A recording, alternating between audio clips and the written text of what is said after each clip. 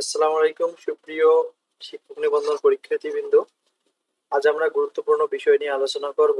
শুধু আপনারা না, যে কোনো ক্ষেত্রে এই বিষয়গুলো খুবই গুরুত্বপূর্ণ। চলুন আমরা শুরু করি যে ডিগ্রি পাস করে আসলে কি করা যায় আর কি করা যাবে না। ডিগ্রি পাস করা লাগবে না, মাস্টার্স পাস করে নিবন্ধন পরীক্ষা দিতে হয়।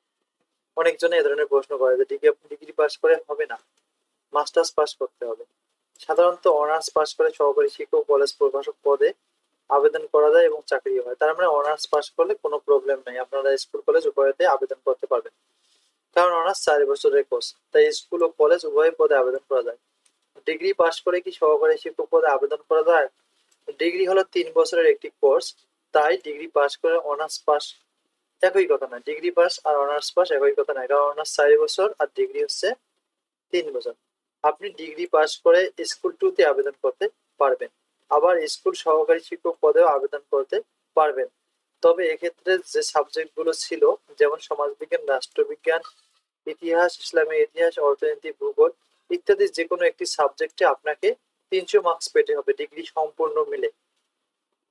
তাহলে আপনি সহকারী শিক্ষক সামাজিক বিজ্ঞান পদের জন্য যোগ্য হবেন। তা না হলে আপনি সহকারী শিক্ষক হতে পারবেন না, আপনি স্কুল 2 তে আবেদন করতে পারবেন।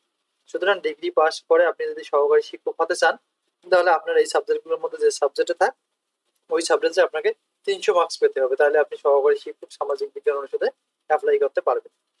ডিগ্রি পাস করে কি কলেজে প্রভাষক হওয়া যায়? যায়, তবে এখানে শর্ত হলো ডিগ্রি পাস করে আপনাকে মাস্টার্স কমপ্লিট করতে হবে। মাস্টার্স কমপ্লিট ছাড়া কলেজের প্রভাষক পদে আবেদন করে কোনো লাভ হবে না। আশা করি আপনারা বিষয়গুলো বুঝতে পারছেন। অনেকজনে আমরা 18তম নিবন্ধনে লক্ষ্য করতেছি, অনেকজনে ডিগ্রি পাস করে সহকারী শিক্ষক পদে আবেদন করছে। এখন অনেকজনে বলতেছে তাদেরকে আপনারা পরীক্ষা দিতে পারবেন না। দিতে পারবেন না বলতে কোনো কথা না, আপনারা পারবেন, কিন্তু আপনাদের এই ওই সাবজেক্ট রিলেটেড যে কোনো একটা সাবজেক্টে আপনাদের 300 মার্ক পেতে হবে ডিগ্রি ফাইনাল ইয়ার পর্যন্ত। অর্থাৎ 3টে ইয়ার মিলে 400 মার্কের হয়তো পরীক্ষা আপনাদের হয়, এর মধ্যে 300 মার্ক আপনাকে পেতে হবে। So thank you for watching this video. আশা করি আপনাদের কনফিউজটা দূর হয়েছে।